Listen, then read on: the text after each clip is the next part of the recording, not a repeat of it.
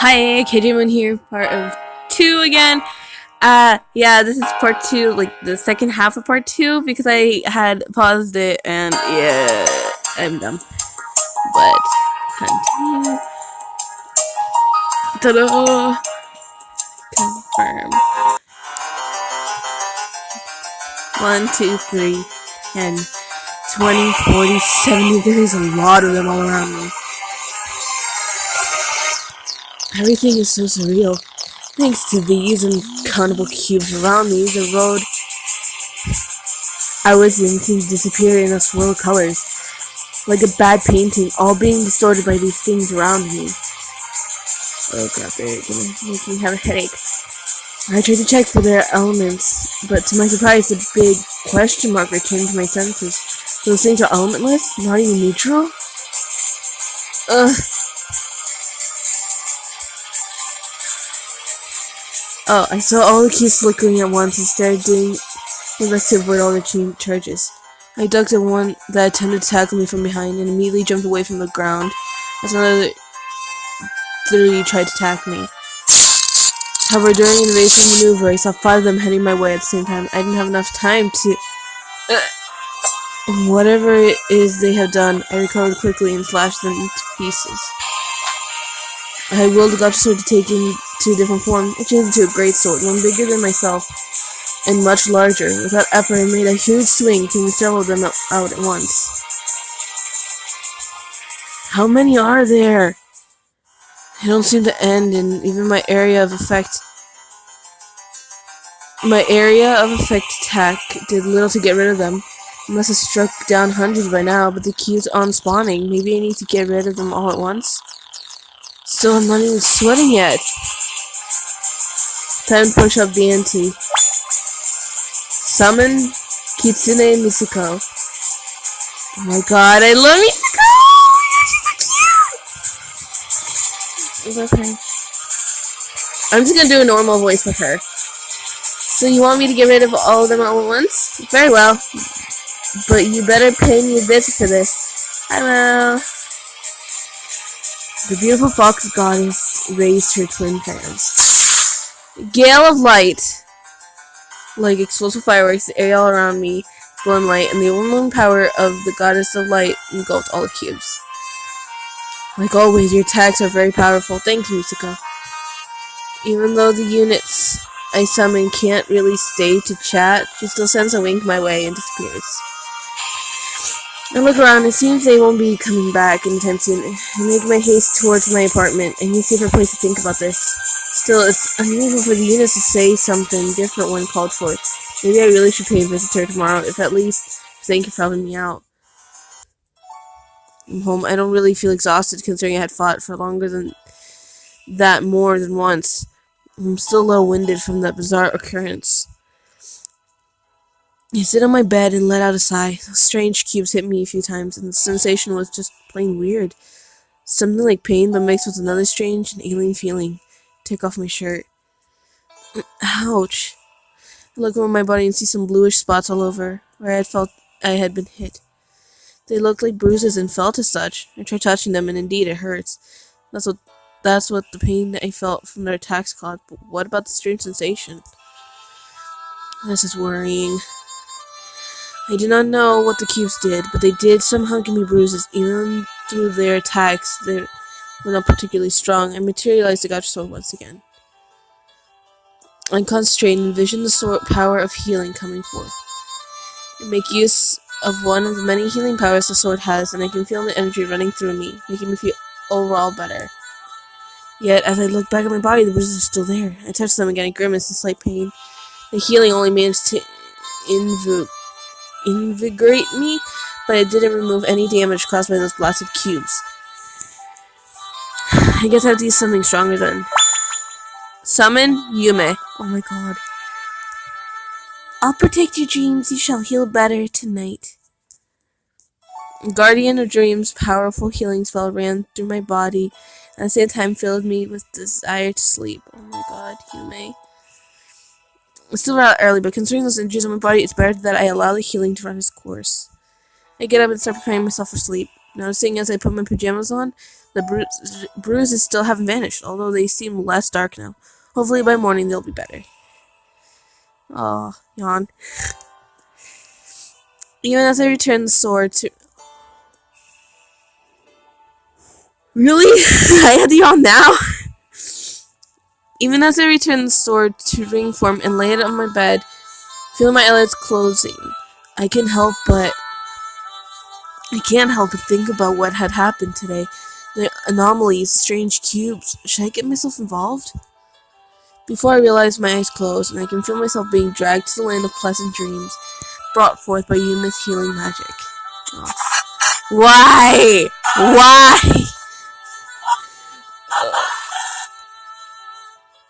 Why the fuck? Day 3, scene 1. I slowly opened my eyes, feeling much better than I was yesterday. As I tried to desperately cling to the memories of the pleasant dreams I had, I slowly get up from the bed and stretch, yawning loudly. I went slightly from soreness. I looked down at my body, and sure enough, the bruises were still there, although thankfully they're less dark now. I ignored them for the moment as I tried to shake the sleepiness from my body. By the gods, how long did I sleep? I take my cell phone and turn it on. Holy shit. 4 a.m. It's very, very early. I never woke up early before. When exactly did I sleep anyway? Oh, no wonder I feel so better now. I must have slept more than I had in ages. I shake my head and to the shower. If I'm going to stay awake, I might as well get myself ready for the day. When I came back, I found that my cell phone had 2 new messages. I checked it and found it to be both Ellie and Looney, both of them asking me why I was up so early. How in the world do they always know when I'm awake? Like, legit, how? I sigh and shake my head before smiling. Like always, I reply to their early messages and just say that I was tired and went to sleep early yesterday. Looney told me not to overwork in school, and Ellie told me to take better care of my health. I didn't want to worry them, so I left out the strange battle that occurred yesterday. On that note, I remember Mitsuko asking me to visit her when I summoned her yesterday. Apart from it being unusual for someone to say something like that, it made me curious about what she could want. Maybe she just wants to have a chat or something? So it has been a long time since I last talked with her. I should go see her and apologize for not visiting her recently. I take the ring off my finger and turn it back into a sword form. Its warmness coursing through my body. Teleport, shrine of light. The world has appeared in a swirl of colors. Opening my eyes and clearing myself of dizziness. Oh, that's cool. I look around and it seems I did it. I managed to get to her shrine without trouble. Although, is she even awake? I should have thought about that before coming in here. Mitsuko's shrine is bright as always, glowing with soft golden light. It was so soothing I could feel myself relaxing just by bathing in the golden glow. The sky is like an aurora borealis. Oh, snow clouds everywhere as far as the eye can see, but they too emit a soft glowing light. And if I remember correctly... She once told me that her shrine is located in the center of the sun on my home universe. What? Center of the sun. I nearly had a fit when she told me that, considering you fought her corrupted self in there. But she told me that her existence there somehow prevents the sun's heat and brightness from destroying the shrine and any visitor. The aurora I see on the sky is actually a barrier. Oh. After the corruption incident, she told me in melancholy that she used to have several shrines in Asian countries and even had several kitsune maidens acting as her shrine maidens. She was forced to move to the sun because people stopped believing in her and her shrine maidens vanished one by one. Indeed, the shrine is deserted and barely in any shape to hold a goddess. While still beautiful, Mitsuko herself could only do so much, so it overall felt like a ghost shrine. Reflecting on this makes me feel even worse about not visiting those last weeks. No matter, I'm in there, so I can at least keep company. I walk up the stairs leading to the entrance of the shrine. Dusty donation box is in there. It's completely empty and it doesn't seem to have gotten any visitors recently. Yeah, I'm feeling pretty guilty now. The whole reason she got corrupted was because of her bitterness from being abandoned. I promised to not do the same to her, and I do intend to keep that promise as long as I live. I take out my wallet and pull out several dollar bills, all of them, in fact. Being a son-murderer has its perks, and one of them is taking bounties in exchange for money, which Looney actually converts into dollars for me. That's why I don't have a part-time job. Because of this, I'll need to take some money from my account later, but Mitsuko's my friend. She deserves this. I put the bills inside the empty donation box. I close my eyes and pray. I pray for Mitsuko's happiness. This may be a weird request, but what I wish the most currently is that you, Mitsuko-sama, can be happy to know that you're not alone and to be able to enjoy your life, to have fun like you always have. Close my eyes and make my wish from the bottom of my heart. Oh? I turn around at the sound of a voice. Oh, she's so sweet! I see Mitsuko standing there, looking at me with big, emotive eyes and a red face. I can see tears forming next to her eyes. Oh, good morning, Mitsuko. Oh, baby. Mitsuko? I found myself suddenly being embraced by the beautiful fox goddess. She's clutching me rather tightly, and I can feel her body pressing against mine. Oh, baby. She's trembling, and I'm getting embarrassed. Her fluffy ears are rubbing against my face, and I know I called you here, but I was just missing someone to talk to. I just want a nice, normal chat. I never expected you to do that all of a sudden. Nobody ever just wished for my happiness before. It was the nicest thing anyone ever did for me. Sorry, I'm still sniffly from being sick for the past week. I've been sick for more than almost a week, and I'm still dying. I was awake. You should have just called. I was awake. You should just call me, and then we would hang out like usual. Now look at me. I'm emotional, crying, embarrassed, and happy. I hug her back. I didn't know that my wishing such a thing would make her so emotional. Oh my god, I'm a long breath. I guess I underestimated how upset being alone made her. But if she's happy, then that's okay. Sorry, I was feeling guilty about not seeing you lately. I kinda wanted to make it up somehow. She rubbed her head against my neck one more time before slowly unlatching herself from me. She rubbed her face against her kimono and looked at me. Aw. You didn't have to go so far. But I do care for you, Mitsuko. Boop! Boop! That would be cute. Booping her with a tail. Oh my god, that's cute.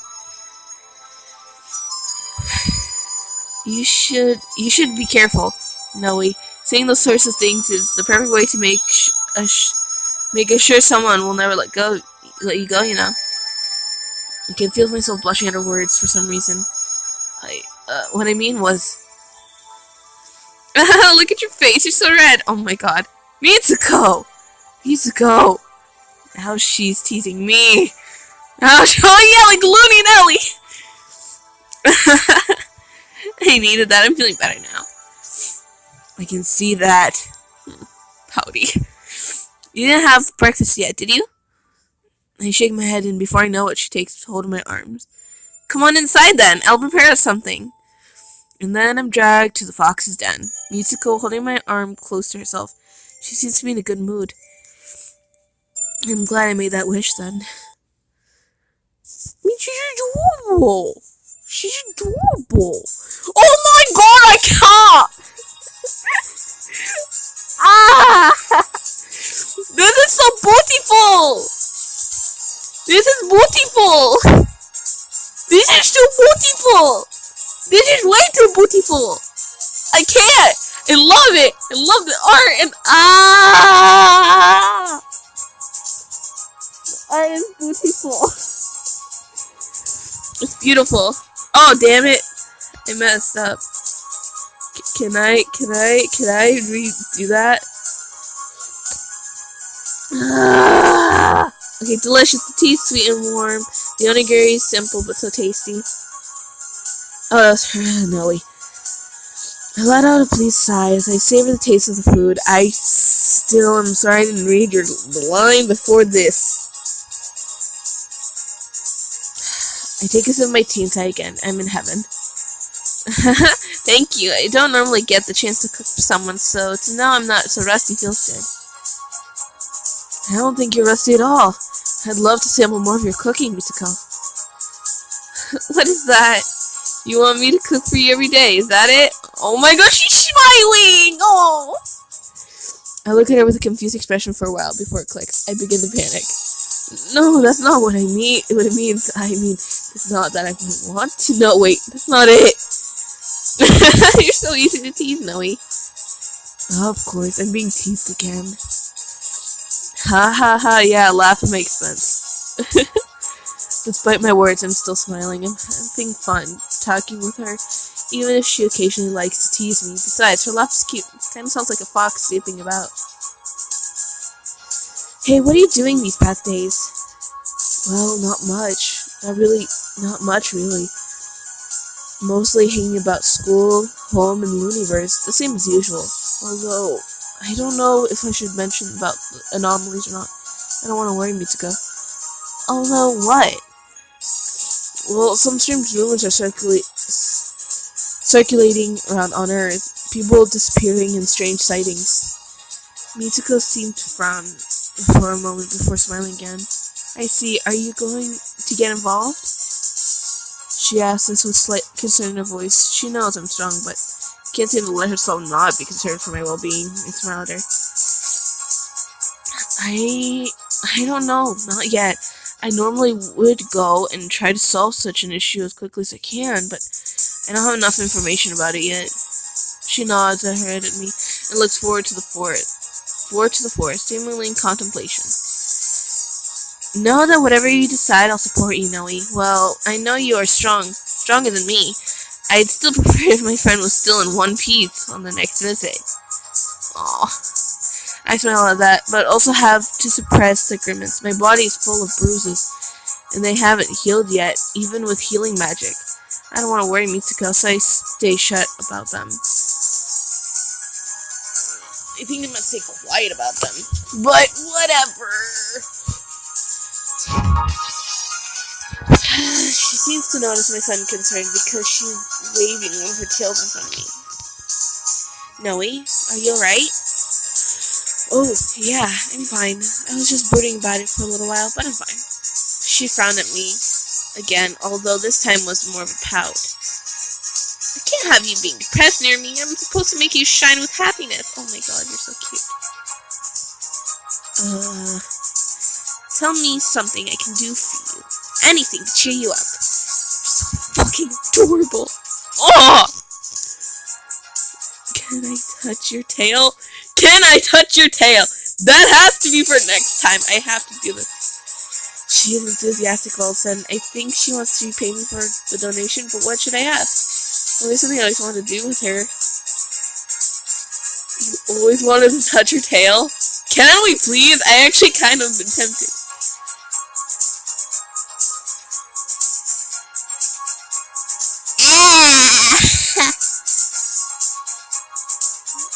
No, thanks.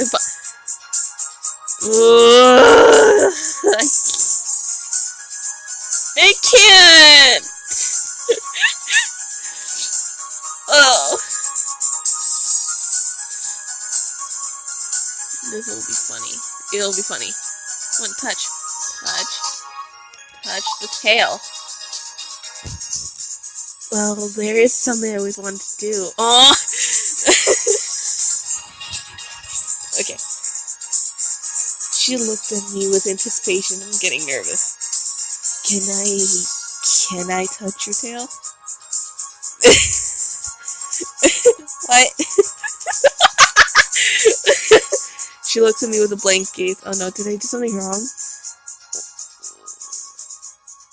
What did I say about being careful what you say? She's red in the face and is now looking to the side. It's really cute, but I think I stepped a little out of the line there. So sorry, never mind. Boop. I feel something soft in my lap. I look down to see a shiny, well-groomed golden tail with a white tip.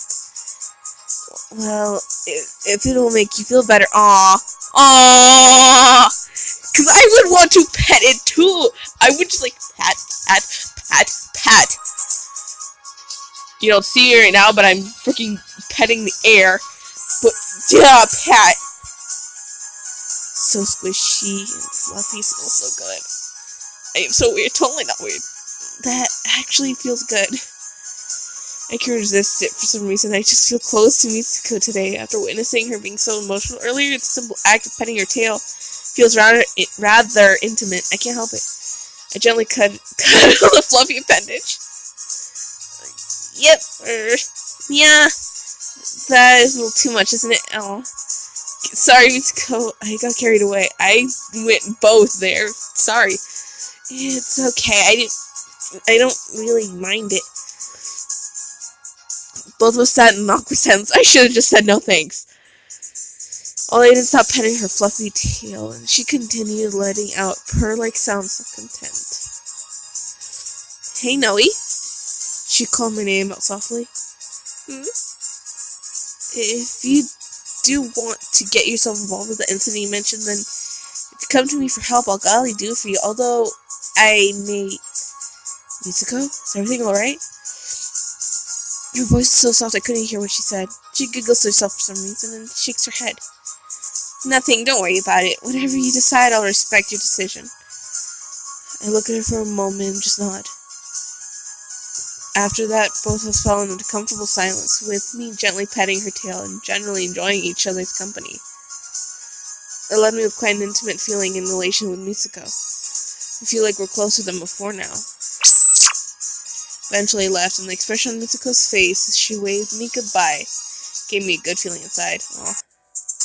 The world swirling all colors, seen and unseen, stretched all around me for countless miles, in this void between existence and non-existence. Something is wrong. Something is wrong. Can't think straight. Everything is fading away. Fall on my knees the instant I arrive back at my destination. Fuck. Go away. Nausea and dizziness coursing through my whole body. I tremble as I take breaths of air, feeling my body getting damp with sweat. What in the world was that? I was just coming back from visiting Mitsuko. I was in high spirits, and I thought nothing wrong was going to happen. This certainly didn't happen when I teleported to her place. I can't even begin to explain what happened. I was suddenly in a place not quite there, like I was in a dream, except it felt like my whole body was squashed into a pancake, and that is not even the worst of it. I tried to maintain my calm and take deep breaths. The worst part was the presence. Something unholy lived there. It was like something was trying to mess up my soul, trying to warp me to something I wasn't.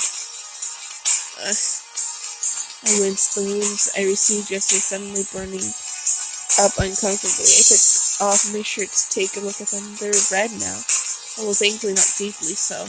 They look more like sunburns than anything. I can feel nausea and dizziness passing, so I slowly get up, take my phone out and check the time. It says 7:20. I still have time to get myself ready for school. Darn it, I can think more about this later. For now, I should take a bath. I sweated a lot thanks to this. As I was preparing my school uniform, however, I noticed a little gadget Luna gave me in a pocket. Out of curiosity, I turned it on. Ducky. The little gadget lit up. A small map of the town appeared, and a chibi Looney appeared, said, "We are in your house." With a smile, this device is supposedly able to tell whatever place we are in, right? I shake my head. I'm not going to use teleportation again right at this time. Best to leave for later, but this is a good idea. If at least to try to know what in the world that place was. After I take a shower and get myself ready for school, I put the GPS inside my pocket and set out for yet another day of school. Hopefully that was the last of weird things happening today. Thankfully I managed to arrive without incident, so I think I can look forward to a normal day of classes. Even so, I'm still a little paranoid. I fidget with the ring on my left hand, a habit I picked up since I started concealing the sword in that form. I shake my head. It's not the time to think about such stuff. I head inside the building. Hey, Noe. Oh, Hey, Nolly. Oh, that hurt. Or I intended to. I turned my head to see Naomi waving at me. Hey, Nolly. Good morning. Good morning, Senpai. Did something happen? She did quite call me out of nowhere rather loudly, too, as I can see some students looking at us. She looks a little sheepishly at me when she notices that, but doesn't lose her composure. I was wondering, would you mind helping me out at the council after class? Sure, it's not like I have any compromises for later. I can help you out, Senpai. Thanks a lot, Nolly. I mean it. See you later. Don't be late for class. With that, she dashes towards the building, abruptly stopping just short of the entrance, likely because of the no running on the hall's policy.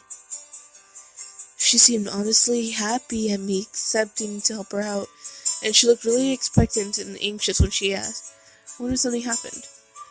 I shake my head. I'll ask her later. If she learns I was late because I started brooding, she'll whack me into the sky.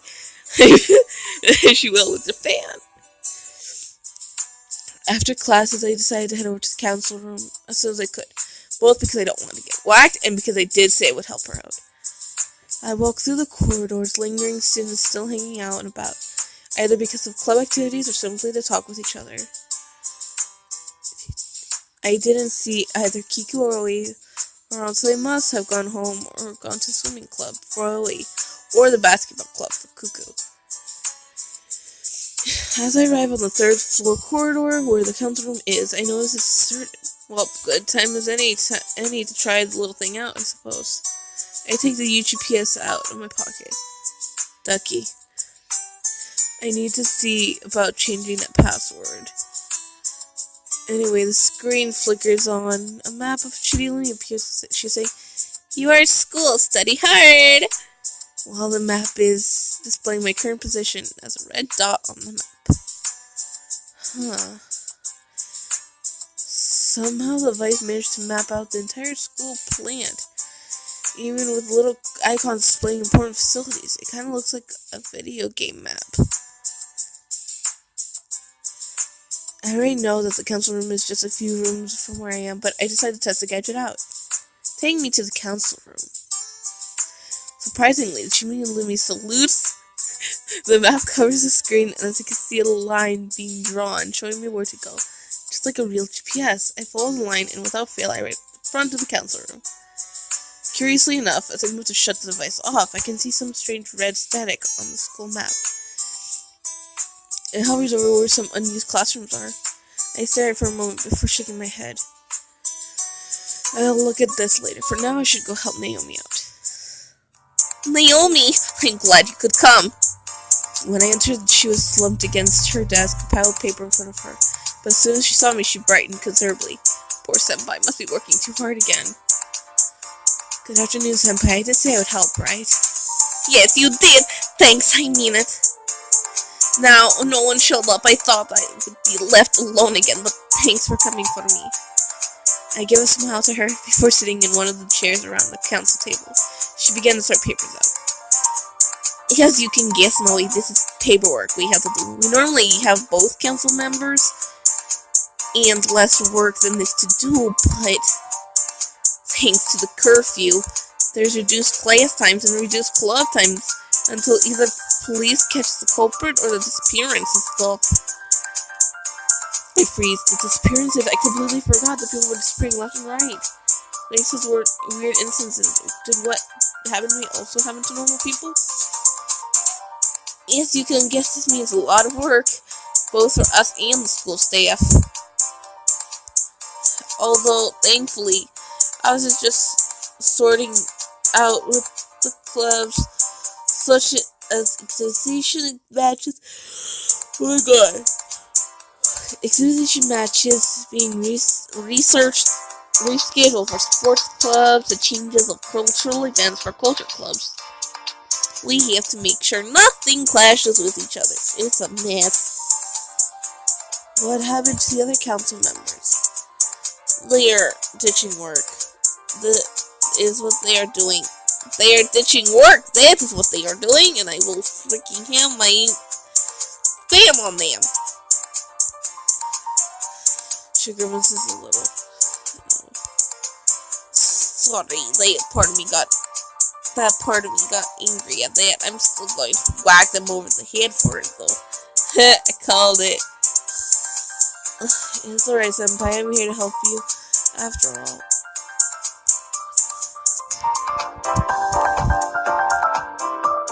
Yeah, I know. Sorry, I missed it, but you're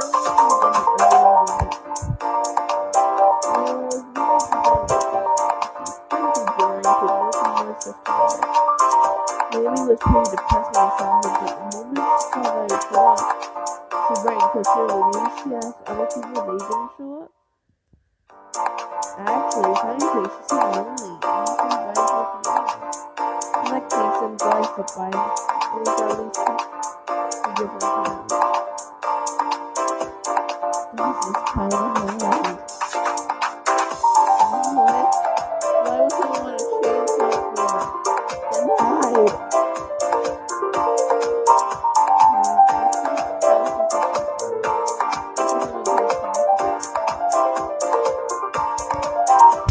Looking at Naomi, I can see that she's working as diligently as ever. Her pile of finished paperwork bigger than mine, but I can also see the signs of fatigue appearing on her.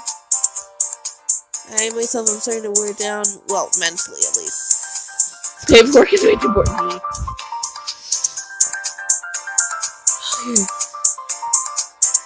Well, I think we did well for today, she says abruptly, surprising me. I look at her and then at her desk. Most of the paper is gone, but there's still a small pile left. Most of mine is gone as well, though the amount left is still bigger than hers. Already? She nods her head at me. Yes, contrary to popular belief, I'm not a slave driver. I know when to stop for the day. I can tell she's joking, but how many people really believe that about her? It makes me worried. Well, just leave the... Go by! Well, just leave that pile here. I'll finish it tomorrow, and hopefully there will be at least someone there. Offer to help. Can't really leave her alone just like that, can I? I'm saying I stopped out earlier. Maybe Naomi to possibly do by yourself will make me feel bad. Hey, Senpai. How about I help you out tomorrow, too? Wait, what? Really? Of course. She looks very surprised at my offer. I guess she doesn't get to know anything. Yeah, if you don't mind, why don't you say I'll help you out with her? I don't just say. Don't really have to. I can take care of it. Nonsense, Senpai. I don't mind. Besides, it would make your work easier, wouldn't it? She averts her eyes from mine. She still has a smile on her face, but she's starting to pretend herself to be too excited. Well, alright then, boy. The county union tomorrow. Same time as today. Don't be late. His little nodded her. Her good humor infectious. Both of them make our last preparations and go home.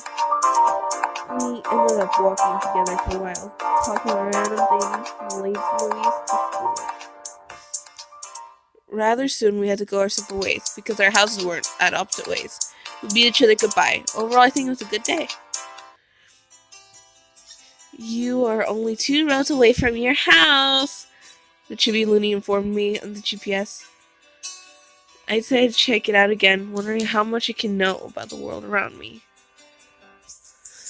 So far, the UP GPS never failed to give a location for something. I asked it to point me to hospitals, schools, shops, landmarks, and even rumored haunted sites. Without fail, it showed me the locations and even how to get there. Whereupon I asked the device to point me to the nearest road to the moon. Lumine's reactor looked at me blankly before showing the message. The only way to go there is to teleport. It makes me wonder how sentimental the little thing is. What is this? I take a look at the map. On one of the roads close to me, it's the same red stain that I saw in the school map. It had disappeared when I checked again after helping Naomi, but this time... Well, let's check it out. I began walking towards the other road, keeping an eye on the map to see if anything changes. The Chibi Looney is telling me, hey, that's the wrong way! And I ignore it. I arrive at the beginning of the road, still outside of the red stain on the map. Strange, I can't see anything weird. I take a step forward to enter the red stain space. Showing GPS, nothing seems to be happening. Warning, space anomaly detected. What? That took me a second. What? Why? Okay, that's what I look around the area. It seems pretty normal, but if it truly was that strange thing just now, what would have happened? I take a look at GPS and I narrow my eyes at what I see. The whole map, except the road I'm on, is covered in a red stain. Chibi Looney with serious face says, "Warning, you are currently in a space-time anomaly. Leave immediately." Now what should I do? Does anything like last time, space will either disappear after a while, or it'll start spawning those weird cubes. Wait a second. Now that I pay attention, the area is unusually quiet. Not a single sound can be heard. Nothing, no cars moving in the distance. No other sound of either people or animals, not even the air currents. The only sound I hear is that my own breathing. Okay, this is seriously creepy. I don't really feel like fighting more with weird cubes. Not now, anyway. I take my sword out, looking around just in case. I'll teleport out here before things get ugly. I take a look at GPS, still saying in the warning, urging me to get out of there. Well, I plan on complying this time. Teleport my home. Something is wrong. Something is wrong. Something is wrong. This place again. It's hard to think here. What the heck? I tried to look at the device on my hand. It says warning, Z-axis is equal to 0. 2D space located. Flat space trying to crush us. Retreat and leave immediately. Flat space? Something draws my attention. An unknown coffin. Looking at it makes me feel ill.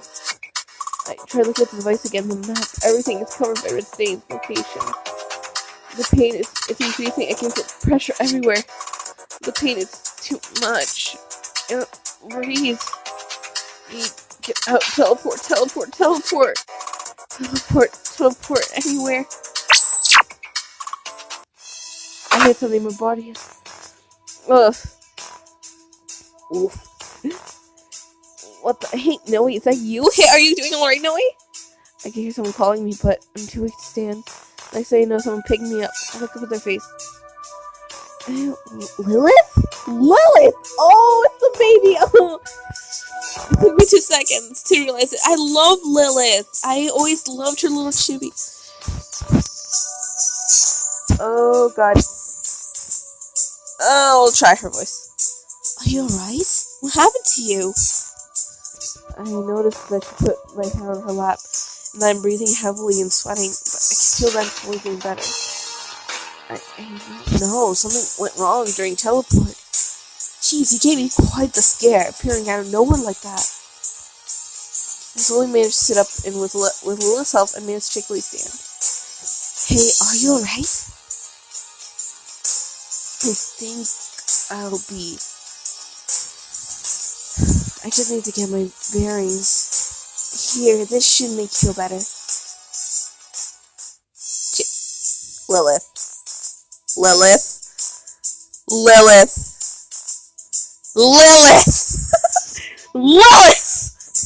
No!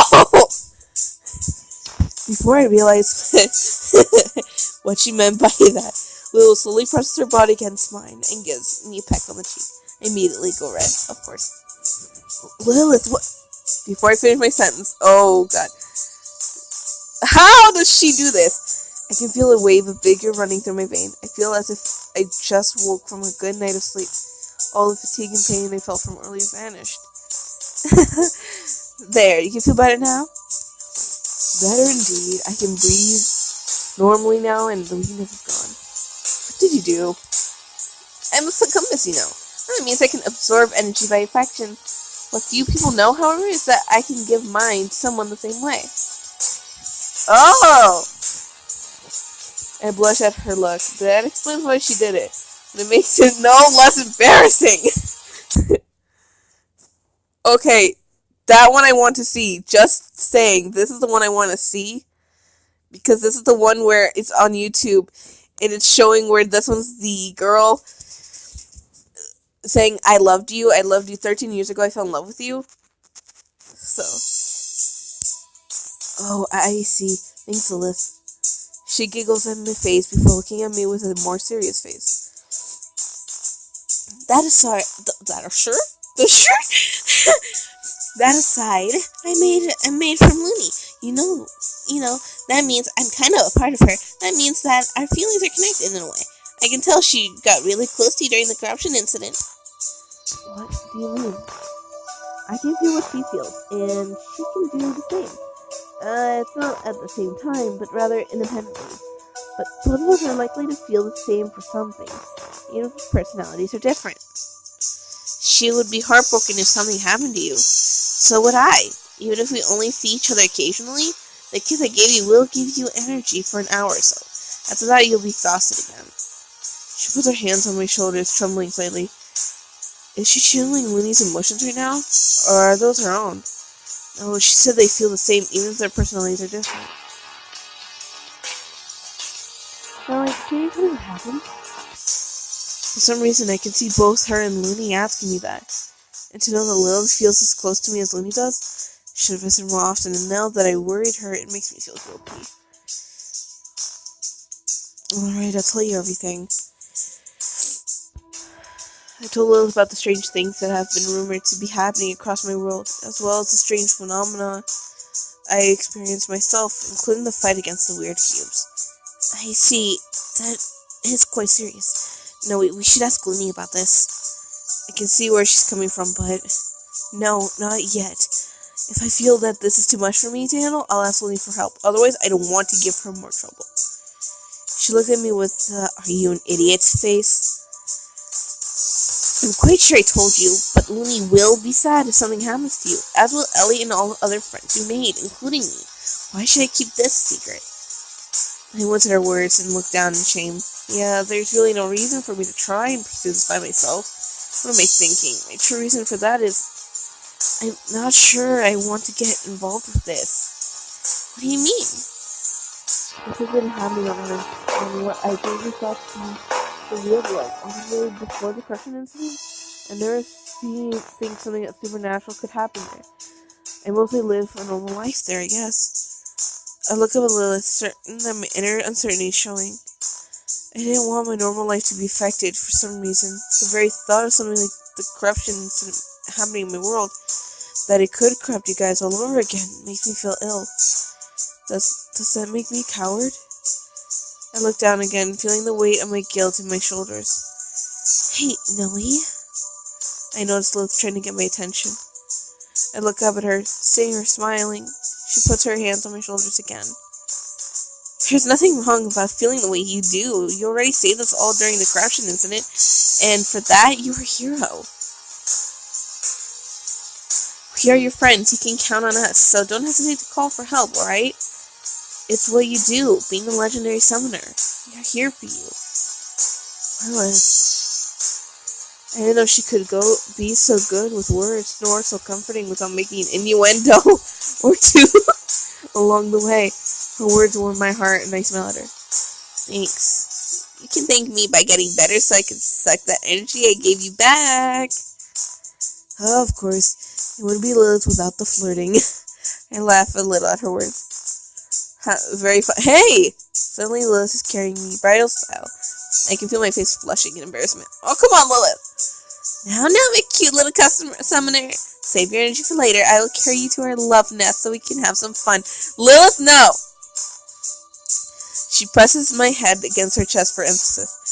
It's very comfortable, but what the heck did she just say? What? By that, of course, I mean Looney saw me, dirty girl. Looney! What, Lilith? Lilith! I continue digging at her booty thread, even as she takes off the ground with the speed of a rocket. Lilith! That girl, she's shameless. Shameless, I say! Shameless! But no, that we're way over time. So yeah. Shameless.